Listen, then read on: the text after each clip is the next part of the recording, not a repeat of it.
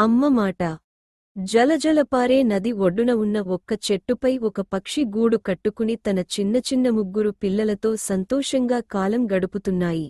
ఒకనాడు ఆ పక్షి తన పిల్లల మేత కోసం వెళ్లి తిరిగి వచ్చే సమయానికి 3 పిల్లలలో ఒక పిల్ల గూటి నుండి తల బయటకు పెట్టి బయటి ప్రపంచం చూస్తుంది.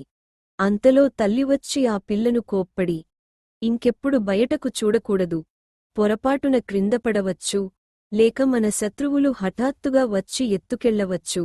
మీరు పెద్ద అయిన తరువాత నాలాగే బయటకు వెళ్లవచ్చు అని ముద్దుగా మందలించింది. మరునాటి ఉదయం ఆ పక్షి మేతకు వెళ్ళింది.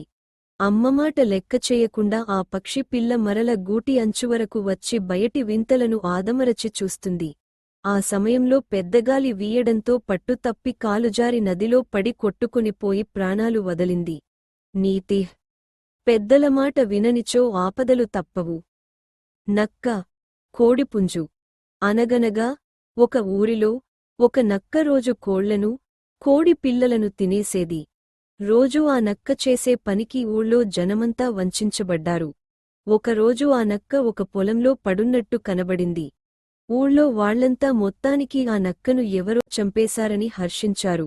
జనమంతా ఆ నక్కను చూడడానికి పొలానికి చేరుకున్నారు.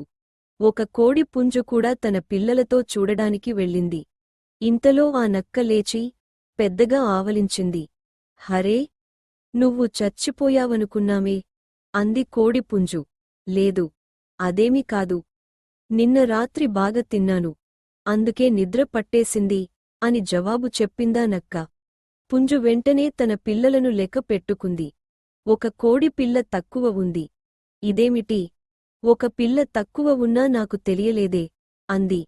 ఏమిటయ్యా, నిన్న రాత్రి నీ పిల్లను తింటే నీకు తెలీలేదు కాని ఒక క్షణం క్రితం నేను చచ్చానని తెలుస్తే వెంటనే వచ్చావు, అంది నక్క వ్యంగ్యంగా.